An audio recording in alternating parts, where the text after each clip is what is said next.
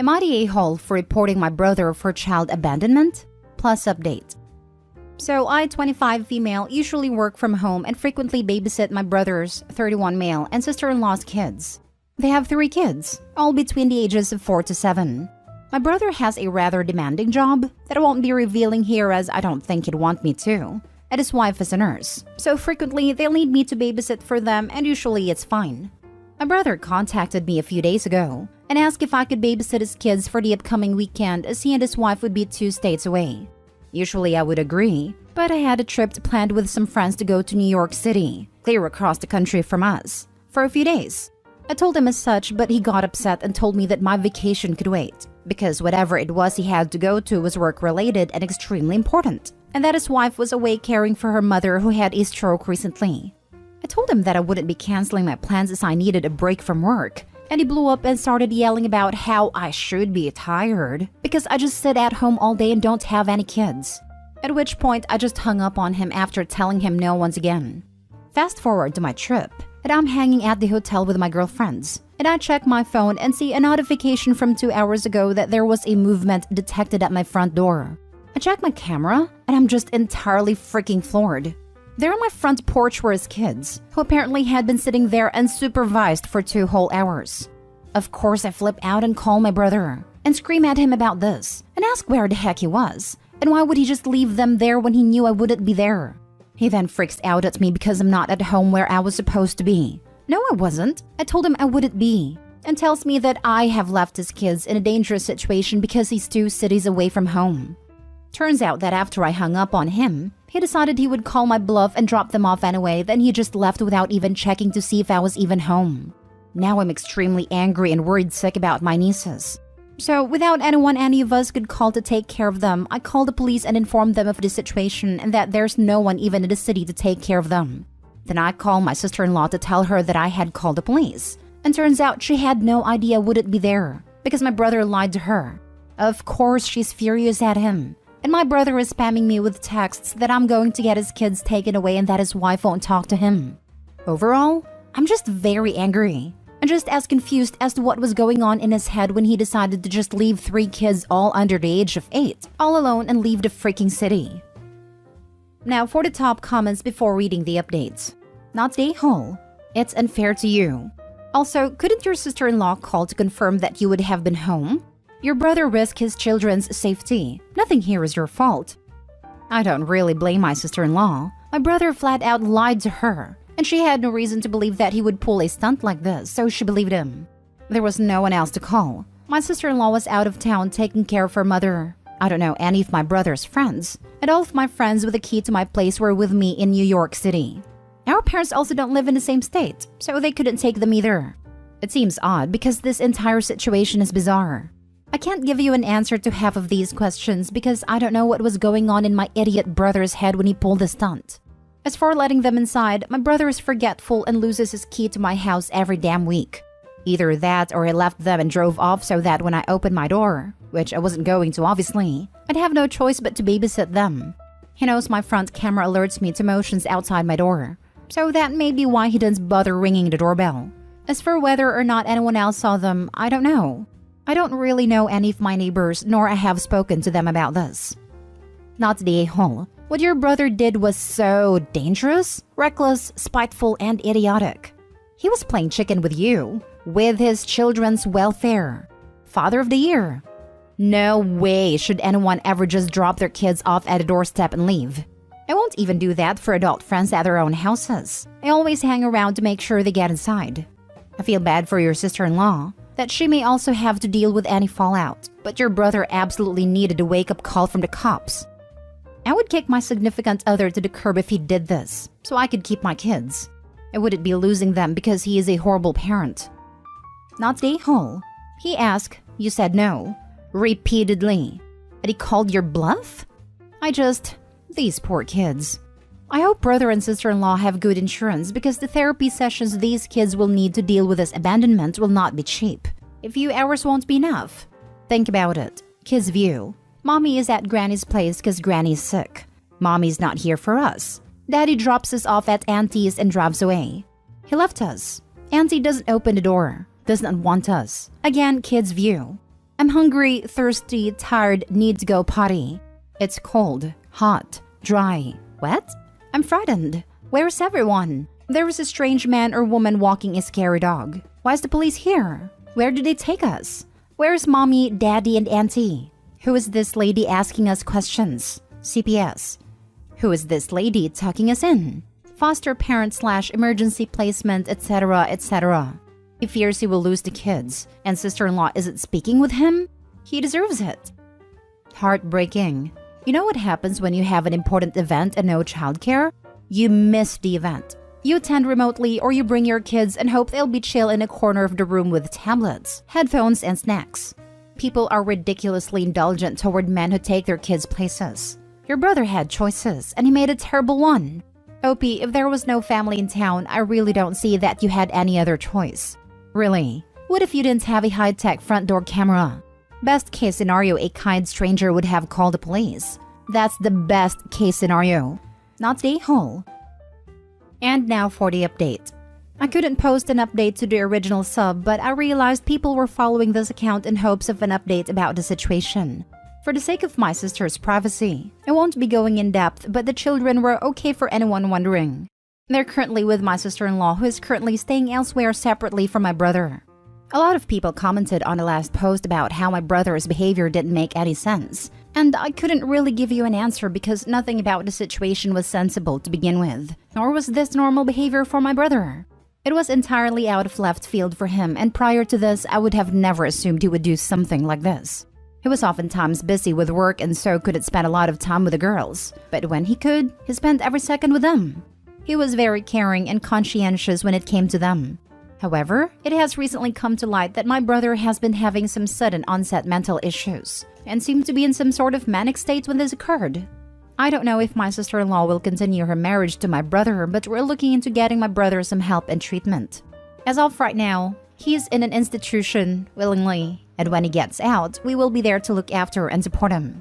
Thank you all for your well wishes and have a blessed day. Well, I was not expecting that ending at all. My bets were on drugs, affair, or something highly illegal. Didn't see this one coming. Same here. After the RV story, I totally thought it was an affair. One of my friends had a neighbor who would drop off / abandon her kids whenever she felt like a break. Neighbor would literally lower them over the shared back fence. My friend would look out of her patio window and see 2 extra toddlers playing in the backyard. Surprise! This was annoying but manageable when she was home with her own small children, and 2 extra wasn't a massive burden. It was, however, intolerable when she had her kids at daycare so she could work. It was downright dangerous when she went on holidays and the kids were left in a wet wintry garden for a couple of hours before the other neighbor heard them crying and called the police. The neglectful mother was indignant and angry to be charged and moved out shortly afterwards. No one on the street missed her, but those poor kids. Neighbor would literally lower them over the shared back fence. What the actual hell? That's basically illegal border crossing, but house scale. Kinda had a feeling it was probably a mental health thing as soon as she said that her brother had just left the kids on the doorstep. I know that some people are just awful parents, but something didn't really add up. It's good to see that he's getting treatment though. I have a bipolar friend. He's staying on his medication these days, but if he was unmedicated, this is totally something I could see him doing. Basically, any idea he gets in his mind when he's manic is the most amazing idea ever and will totally work out perfectly, and there's no way you can convince him otherwise. Next story. Am I the a-hole for telling my wife she either starts working or her adult kids pay rent? I've been married to my wife for 5 years. She has 2 kids from her previous marriage. Jason, 22 male, and Carla, 19 female. When we married, my wife still had 50-50 custody of her kids and she wanted to move into my house. I converted the attic into a bedroom so both of her kids and us could have our own rooms.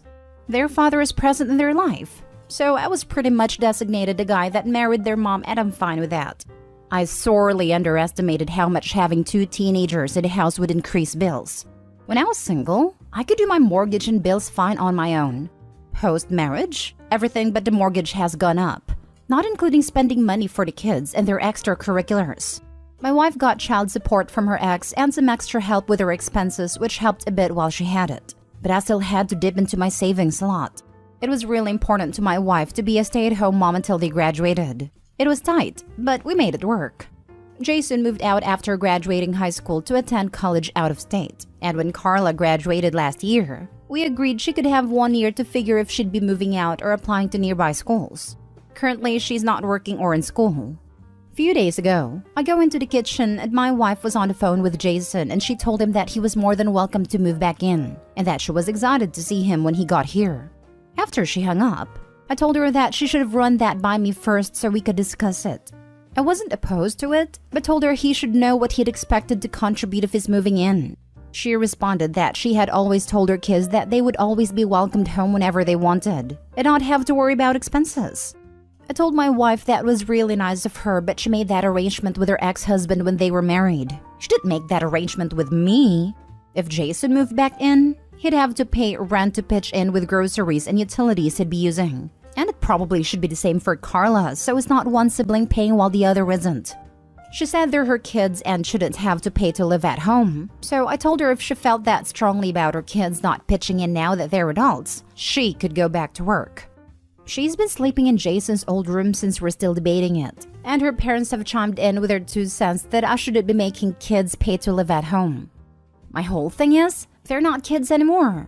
When they're 40, they'll still be her kids, but that doesn't mean treating them like minors, especially if it means someone else footing all the bills. Am I the a-hole? Now for the top comments. Not the a-hole. They absolutely should contribute.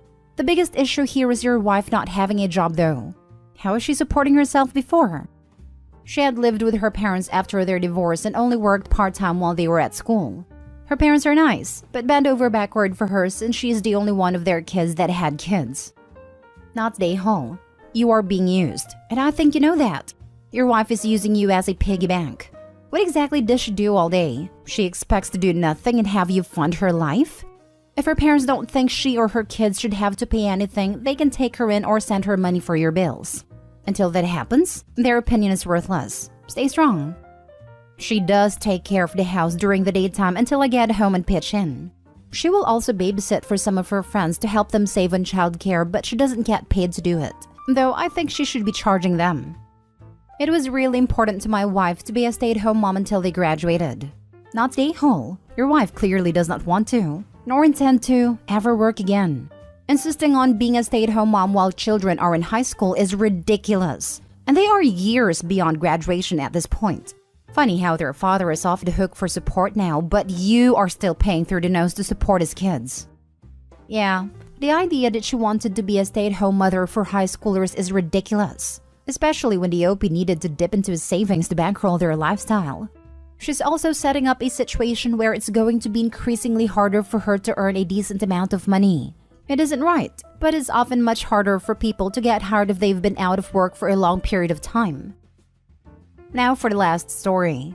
Am I the a-hole for questioning why I wasn't invited to a baby shower for a child that I'm carrying? My boyfriend and I have been together for 4 years. We lived separately. He was 30 and lived with his parents. I was 31 and lived with my 6-year-old. We had our baby on September 14th, while the baby shower was sometime in August. His aunt decided to throw a baby shower for him. She said it would be a male's version of a baby shower. Men only, but that was a lie. She invited his mother, her daughter, his cousin, and herself of course, but she said I wasn't allowed to come. If it were men-only baby shower, then why were those women there? Also, that would only make sense if it were a bachelor party. I was carrying the baby, and I wasn't allowed to be there. All my boyfriend said to me was that it was out of his control. I feel like he should have stood up for me and said it didn't sound fair, that it should be a baby shower for the both of us. Every baby shower I had been to always had both parents. Also, I didn't feel like he deserved a party looking like he's the father of the year, because he didn't even show up to many of my baby appointments except for 2 of them. One being when we found out the gender.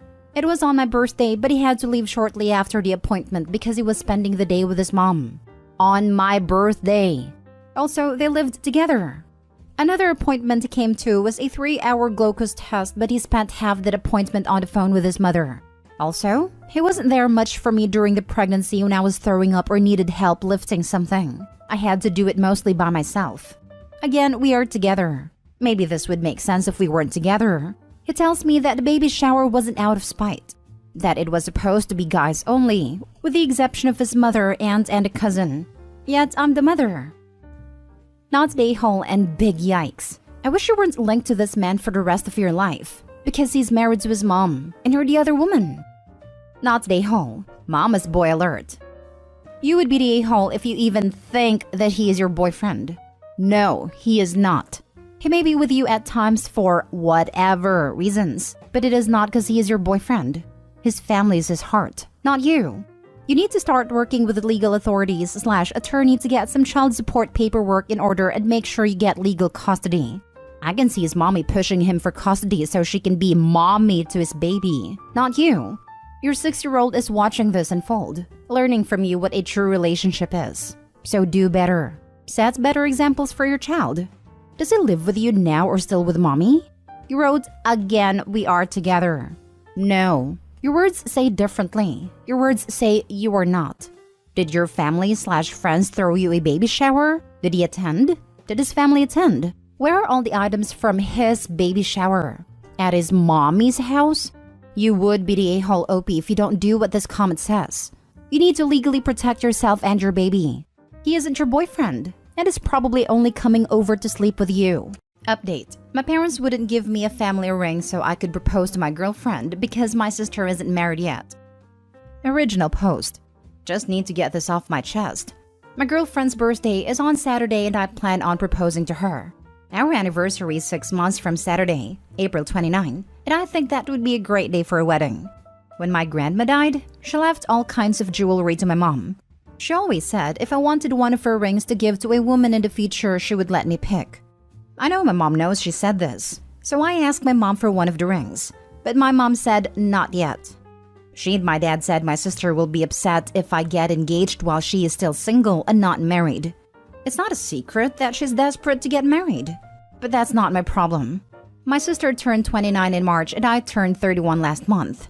And my parents said she'll be upset if I get married a month after her 30th birthday. So, I went out and bought a ring. It was never about money because I can afford to buy one. I just thought it would be special to give my girlfriend a family ring. I'm still proposing on Saturday despite my parents forbidding me to. I'm just angry that they asked me to hold off until my sister is married when she isn't even in a relationship. It angers me, but I don't want anything to spoil my girlfriend's birthday. Now for the top comments before reading the update. For her 30th birthday, your parents can gift her therapy. I turned 30 back in August. Never married. You know what happened? Nothing. The world doesn't end when you're still single at a certain age. Excellent encouragement for Opie to give his sister. I couldn't find a heart of gold, so I gave you a ruby instead. Best wishes for your future happiness. That's so weird. It's not like you're 17. A month after she turns 30? Does she own every month? Just wait until you start having kids or something before her. I get being sensitive to her feelings, but this is way over the top. I mean, they could let her pick a ring first and set it aside for the future. It sucks that they're going to be more worried about her feelings than excited for you. Then they'll wonder why you always spend holidays at the in-laws. No, not every month. Just the 6 months preceding her birthday. Oh, and also the 6 months post-birthday. But that's it. From too much sensitivity, she thinks she's the only one. That world revolves around her. I think like more drama will be in the future if it is not solved soon. Yeah, everyone has feelings that are irrational that they'd rather not have. Who hasn't been jealous of someone else getting what you really want? I remember being really sad when friends would be pregnant when I had 2 miscarriages in a row while trying for my first. I wasn't bitter at them. I sucked it up and was happy for them to their face, and I'm sure others have done the same for me. Everyone gets a turn in the sun and a turn being sad. I hate the types who want everyone to make a big deal celebrating them, but they were bitter and drama-filled during others' big events. Her parents need to teach her this. Be compassionate to her, but life must go on. Good for you. Congrats. Your parents catering to their golden child suck. Don't be surprised if you need to elope to avoid your family. Better yet, elope and then plan a party after you are married. And now for the update. I proposed on Saturday like I originally planned to. I proposed with the ring I bought after my parents denied me one of my grandmother's rings. As I said in my original post, it wasn't about money. I could afford to buy a ring. It was about being sentimental because my grandmother always told me I could have one of her rings. I didn't do anything elaborate or public. I proposed over breakfast and she said yes. She called it the best birthday gift she's ever gotten. She had the same idea as me and had suggested we get married on April 29, our 3rd anniversary, before I even brought it up. So that's what we are doing. We both agreed we don't want anything huge or expensive, so we're going to keep it small. It's 1:15 p.m. now. About 28 hours since I proposed. When we announced the news, my sister was upset just like I knew she would be. And my parents were mad I didn't listen to them. I'm 31 and don't rely on my parents for money. And I just told my parents and sister that if they are unhappy, they can skip the wedding. It would suck if I didn't have any family there, but I also don't want them to spoil this. I wasn't going to tell my fiancé what went down, but I did once my sister started melting down so she wouldn't be blindsided by any of it. She assured me she loves the ring and thinks my family's wrong. Her family had the exact opposite reaction as mine and they're all happy for us. So that's it. All is well. My fiancé is currently at work and it may sound stupid, but I miss her. She told me her coworkers are happy for her, and I know mine will be too when I go in later today. Edit. I also appreciate all the supportive comments in my last post, so thank you for those. Where is it written that if your sister is not happy, then nobody else can be either? Your parents spoiled the heck out of her. She'll never find happiness with that entitled attitude. Good on you for your response. Congratulations on the engagement and upcoming marriage. Your family can go suck it since you're creating a family of your own. Now we know one of the reasons as to why she's still single. Parents raised her to be entitled and selfish. For her to not even be happy for someone she's supposed to love says a lot about her. Good luck with the wedding, OP, and keep those people on minimal contact. I wouldn't put it past them to try and mess with the wedding out of envy. An invitation to the wedding should only follow apologies and groveling. Congratulations on the engagement. Yep, none of them should get any more details. No information about the place, the reception, the honeymoon, most certainly not invites. Nothing until every last one of them grows up and shows that they're gonna be grown-ups to you and your fiancé. How long do the parents and sister expect Opie to put his life on hold for his sister? I'm sorry she's single, but that's not his fault or responsibility. Let's play Guess Which Kid is the Golden Child. I'm imagining a childhood in which she could point to things her brother had, and her parents would take it from him to give it to her. And they have no freaking clue how to cope now that she's pointing to things like a marriage and shrieking, "I want it!" And they do not actually have the power to take it from him. Opie's response, that he didn't actually need the ring, so he'd still be marrying, thanks anyway, is honestly pretty badass in context. Had he raised protest, while it would have been understandable, it would have left them some illusion of power over his life choices. Oh well, never mind then. I'll get a ring on my own. Leaves them grasping at straws. I foresee you should buy a house for your sister. It's the least you can do for breaking her heart by getting married before she did. And how dare you get your wife pregnant? It wasn't enough that you got married first. Now you're procreating? Now for the second story. Update. I just invited my adopted sister for my wedding and I don't think we will ever speak to each other again.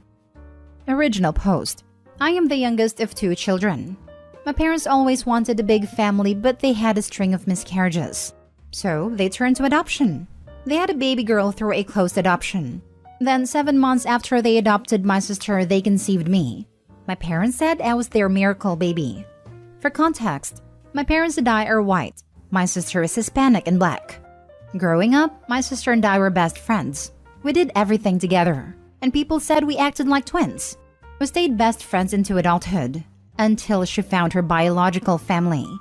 At first, I was happy for her. My sister always said that she felt like something was missing and finding her family seemed to be the missing piece. But then she started to treat my parents differently. She would constantly berate them for choosing to adopt, because she said adoption, especially transracial adoption, was wrong. She said that the experience was traumatizing to her, and that she wasn't properly prepared for being a person of color due to their color blindness. I stayed out of it, because her relationship with my parents wasn't my business. But when she made my mom cry after a particularly cruel remark, I started distancing myself from her. For context, she said that they should have gotten therapy for their infertility instead of becoming baby snatchers. Even though we weren't friends anymore, I couldn't imagine severing the relationship. And I definitely couldn't imagine disinviting her for my wedding. She was the one who introduced me to my fiancé after all. So, I told myself that she was my sister no matter what and kept her as my maid of honor. I changed my mind after she posted a picture of herself with her biological siblings. She captioned it, "It's been such a relief to find my real family. I finally feel like I'm home." I was beyond upset. I never ever thought of her as anything less than my sister. But apparently, I was never a sister to her.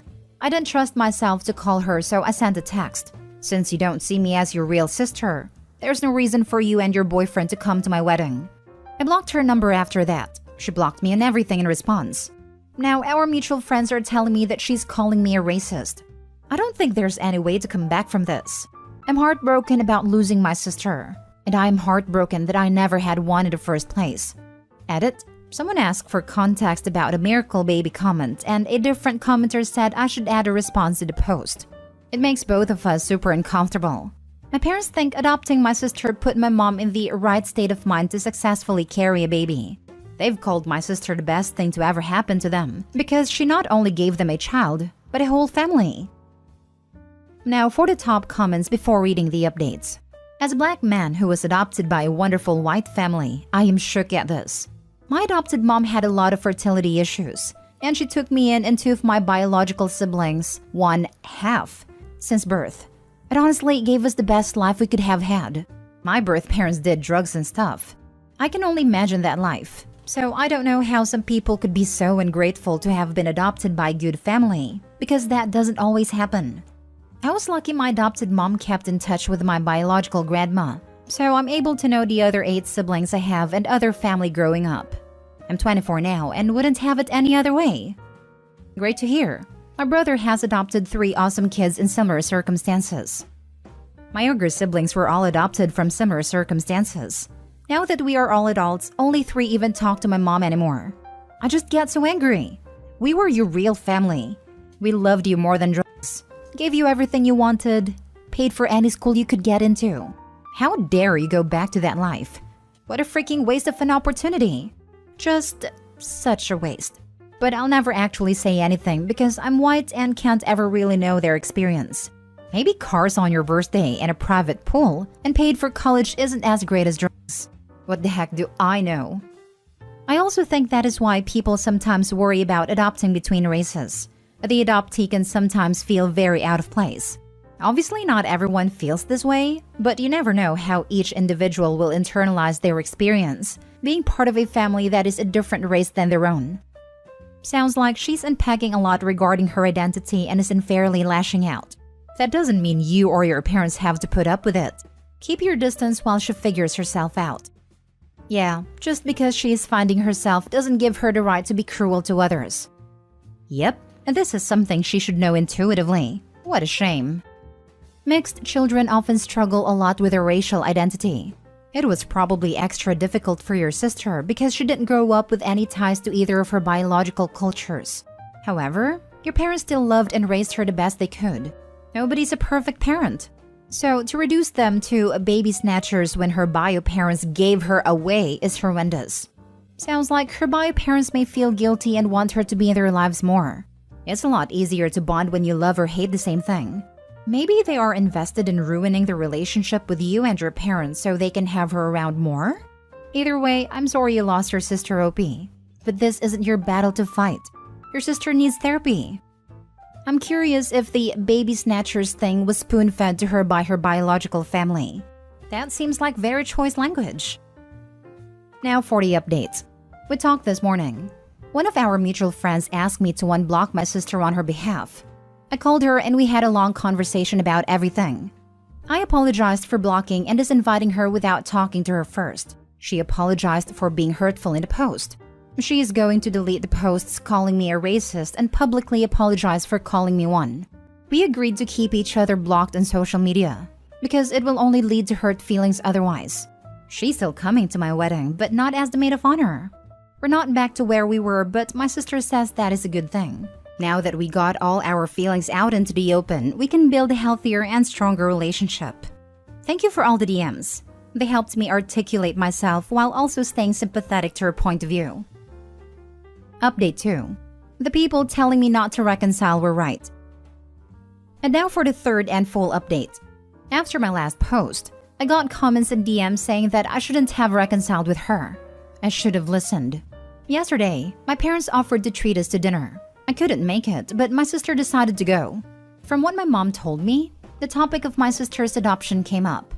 They got into a fight about it in the middle of a crowded restaurant. It ended after my sister said that my parents should have accepted that their miscarriages were a sign from God that they weren't meant to be parents. For context, my parents are very religious. Growing up, they told us that God got them through the heartbreak of those miscarriages. My parents aren't perfect, but they didn't deserve that. Nobody does. And I am tired of making excuses for my sister. I'm tired of being sympathetic to her trauma when she weaponizes it to hurt others. I'm done. I should have been done after the baby snatching comment. She's not in my life anymore, and I'm trying to convince my parents to do the same. I sent her one final text that said, "I can't believe you would say that to Mom. What the heck is wrong with you? Don't contact me again. Go be with your real family and leave us the heck alone." It's either she's going through a personal crisis or she's just an ungrateful brat. I wonder if she told her biological parents that having her was a sign from God that they should be parents and not give her up for adoption. I don't really think so. She sounds like a hypocrite. Your sister will, most likely, regret what she has done to you and to your parents, and I believe it will be too late for that.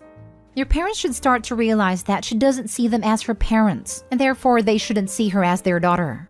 Overall, I feel awful for everyone in this, including your sister. If you guys come back from this, which I believe you will not, it will require a lot of work from her part, and it will never be the same. I'm an international adoptee along with my siblings. We had a happy childhood along with our parents' two biological children. My brother had an identity crisis when he was in college and went back to our home country for a while and even got to meet his bio mom, who gave him up for adoption due to his minor cleft lip after a surgery and kept making comments on his scar. It sounds like Opie's sister had one and got sucked in by her bio family's sub-story/lie. What she did is not okay. This woman just threw away the family that loved and raised her. Somehow the sister completely forgot that she was put up for adoption by her real family. Accusing her parents of child snatching is beyond low. I cannot help but wonder what the real family saying happened to make her call them baby snatchers and all those horrible things. A lot of adoption agencies put pressure on young moms to give up their kids. Private adoptions can be quite suspect in the US. Am I a-hole for not wanting to be my wife's backup plan? Original post. I 34 male, wife 35 female. We have 3 kids and have been having marital problems for years. It reached a boiling point end of 2021 and we separated but got back together in 2022. Part of the condition of getting back together was that we attend therapy every 2 weeks for an entire year. We only ended up doing therapy for about 3 to 4 months, and my wife said she wasn't getting anything out of it. I didn't see the point in going so often. We both disliked the therapist, so I agreed, and we had noticed that things were getting better, so we were working on it on our own.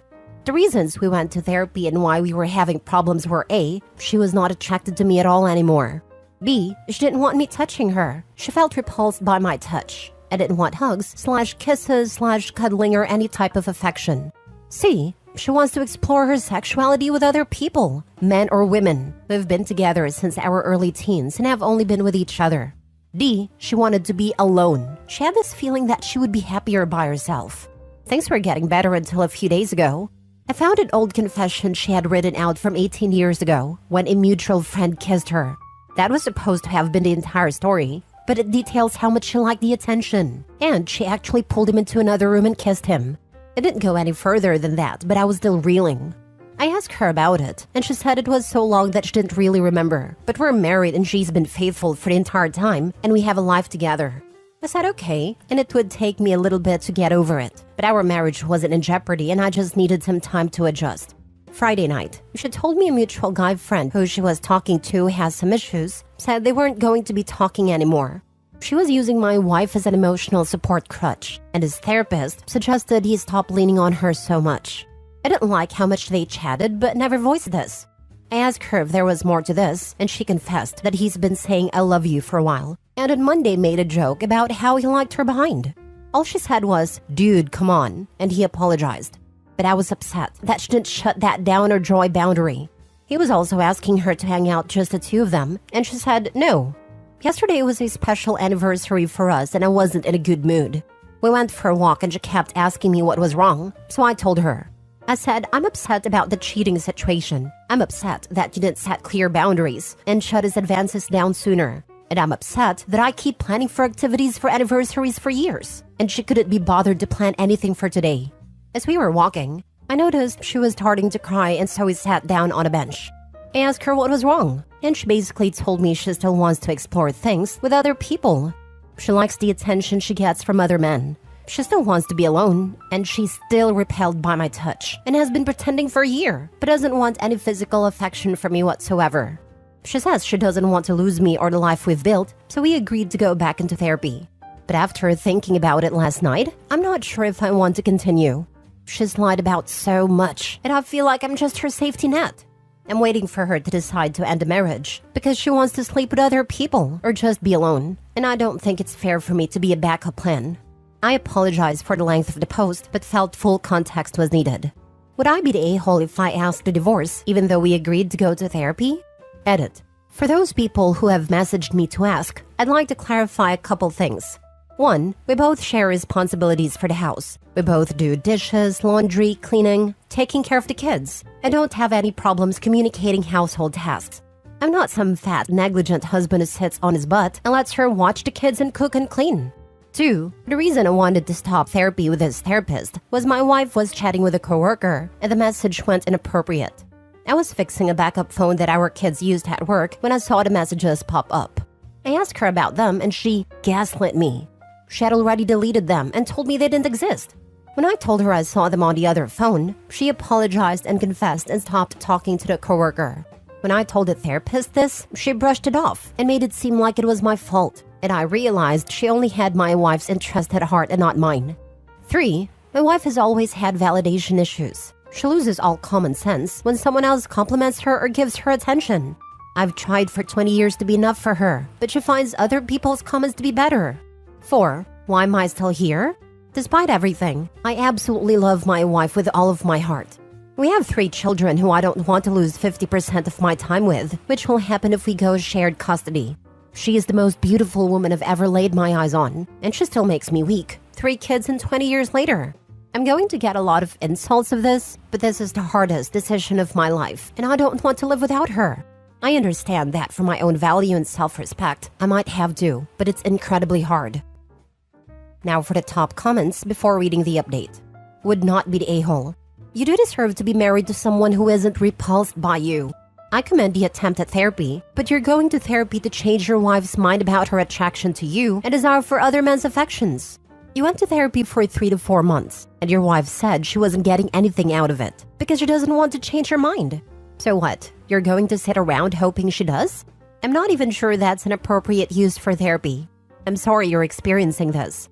Not the a-hole, and I wish you all the best. Not the a-hole. I'd be out. She's a cake eater. I'm no one's backup or plan B.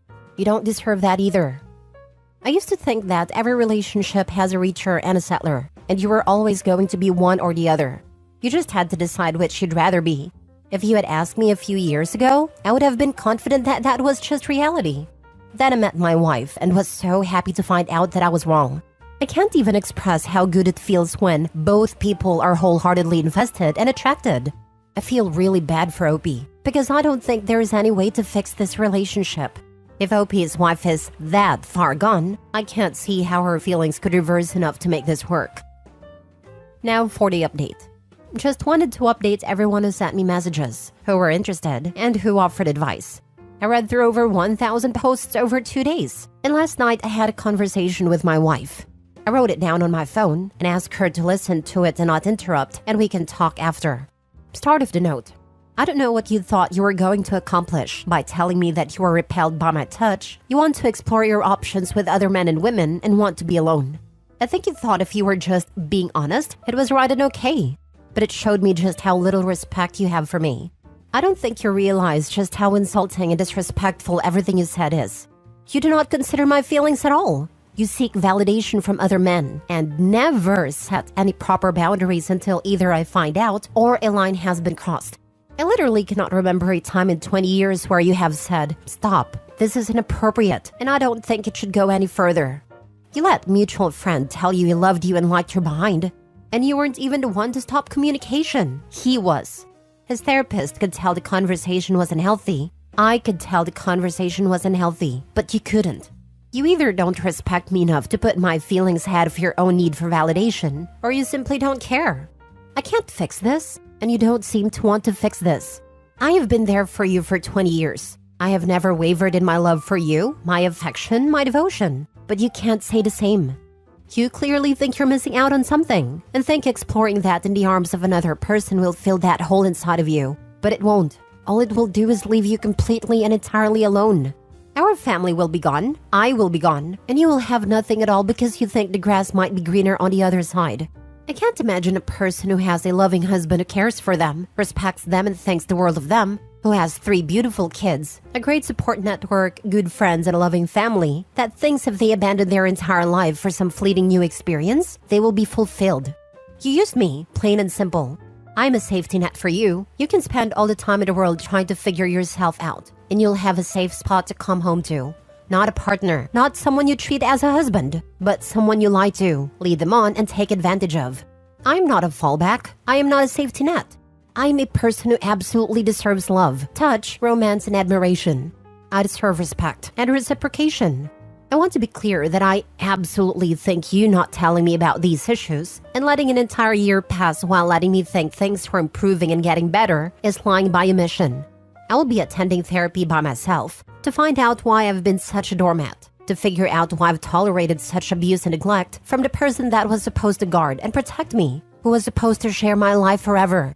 I'm not at this time asking for a divorce, and provided you are not asking for one, things will need to move forward differently. You will need to attend therapy by yourself. After 6 months of both of us being in therapy, we can talk about doing couples therapy. You will stop seeking validation from other men. I do not want to police your conversations, but single men should not be people you talk daily with until you go through therapy and can clearly set boundaries and enforce them if they are broken. You have to win me back. You will have to woo me and get me to fall in love with you again. I expect romance and dates in our daily lives. The fact that I can't be romantic with you because you decided you didn't like it, but also decided that because you don't like romance, that I don't deserve it, is very selfish. I will not, under any circumstances, accept an open marriage. I don't ever want to hear of it again. I am not okay with you being sexual with men or women other than myself. Asking for monogamy shouldn't be that big of an ask. And if that truly is a deal breaker for you, I understand, and we can divorce and you can pursue other people. I acknowledge that some of what I'm saying is demanding, but I'm standing up for myself and what I want. I deserve better and will not settle for just enough any longer. If anything I've said here makes you want to say you are done, we can separate and file for divorce. We'll sell the house and agree upon a 50-50 custody agreement for the kids. I will never use the kids to hurt you, and will co-parent with you the absolute best of my abilities. Despite the harsh tone, I will still reiterate that I love you with all of my heart and want to spend my entire life with you, watching our children grow up together. But I will not be an afterthought anymore. I won't play second fiddle to an imaginary life you might want to pursue. End of note. One of the things she has always said to me when we have conversations is, I don't know if I'll ever be enough for you. She says this because she doesn't know if she can meet my expectations of what a good loving wife should be. I told her this time that, you may think you don't know if you can be enough for me, but right now I know I am not enough for you. We talked for a while, and she is going to therapy. We are going to work in our relationship. And while I know many, if not all of you think I should just divorce her right now, I can't just throw away 20 years without giving it my absolute all. I don't know if this will work out or not, but I thank each and every one of you for helping me find the strength to stand up for myself. It might not be the ending you wanted to see, but I am hopeful. Mate, I wish you all the best, but I would have divorce papers drawn up and ready to hand over at her at the drop of a hat. This dude is just too close to see it. The only avenue she has and will explore is cheating, if she doesn't want to lose the fallback option right away. The wife is not a loyal person or someone anyone sane wants around. She has made it clear what she wants and how she feels about you. OP leaving has a greater chance of getting her to see that she's in the wrong and realize she does have feelings for him than his attempt to regain control over his situation. I mean, I stuck around when my husband cheated, but not because I sincerely thought he'd change. I just knew myself well enough to know I'd always worry I hadn't tried hard enough. So I opted for one last chance for my own sanity. I have no regrets. I found my backbone and left on my terms, and that was best for me. It may be the same for Opie. I hope so at least. Maybe we all deal with our situations differently, and that might be stepping stool way of dealing with it. Putting myself in his shoes, it feels like he is giving himself a false sense of control and might get blindsided. Last story. Am I the a-hole for ending things with a girl because she was sleeping with other people even though it was before we were exclusive? I, 32 male, am fairly happy with the life I've built for myself. My career, hobbies, and platonic relationships are more than enough to keep me happy, and don't actively look for relationships or intimate partners, even though I do hope to get married someday. Of course, sometimes people do come into my life and we date or sleep together, but it's not an obsession like I see with most of my friends. Then I met Helen, 28 female, at a party through mutual friends, and we really hit it off. I asked her out, and we had a great first date, and ended up sleeping together. Things seemed to move relatively quick from there. We saw each other about 5 times in a span of 2 weeks after our first date, all the while texting and even having an occasional phone call. I won't lie, I felt like I was falling pretty hard for this girl. She was everything I could have imagined wanting in a life partner. Intelligent, independent, passionate, and kind. Not to mention gorgeous. Well, it all went south last week when she asked me if I was seeing anyone else. I told her of course not, and that I don't sleep with multiple people at the same time. But then I wondered about her, and she told me she had been seeing 2 other guys, but she wanted to be exclusive with me. I asked her if she had been sleeping with them, and she said yes. She had even slept with both of them at least once since we started dating. Once I gathered my thoughts, I told her I didn't want to see her anymore. Here I thought the feeling was reciprocated, but I found out I was just one of a few items on the menu for her. She started to get upset and told me that since we had discussed exclusivity, she didn't owe me anything and that it was the whole point of this discussion. I told her that while she didn't owe me it, the fact that she didn't stop seeing those other guys on her own volition showed that either she didn't feel the same way about me as I did about her, or we have totally different ideas around sex and intimacy. She said she had dated so many guys in the past who wouldn't commit, so she didn't want to end up alone if I wouldn't be exclusive. I could feel the hurt she had gone through when she said this, but I guess I don't understand. Why keep around casual partners if you want something serious? If she wasn't willing to take a risk for me and potentially get hurt because of her past experiences, I don't want to play the role of intimacy therapist. I didn't say this part to her though, so I told her my mind was made up, and she left in tears. Anyway, my friends pretty much dogpiled on me after hearing about it. They told me I was an a-hole and brought up a bunch of talking points about feminism and slut shaming. It seemed pretty unfair since I never tried to make Helen feel bad about herself. I just didn't think we were compatible, and it seemed better to end it then and there. Now for the top comments. No a-holes here. You're allowed to end any relationship for any reason if you're not comfortable continuing it. She's allowed to sleep with whoever she wants, and she's not in an established, agreed-upon monogamous relationship. Moving forward though, I would strongly recommend being very clear what your wants and relationship expectations are when you are dating though, as expecting mutual exclusivity in a relationship when you have not discussed that expectation is just setting yourself and someone else up for a fall. Yeah, you should have had that talk with her after being intimate with her the first time to show you were serious about her and that you all having sex together meant something to you, and it means you don't sleep around. Why would she automatically know that about you if you had not stated that right away, when it doesn't mean the same thing to so many other men? She tried to tell you that. No a-holes here. She did nothing wrong, and you are entitled to end things if you want to. If only they'd had a conversation before sleeping together the first time. So many things can be solved or prevented with a conversation.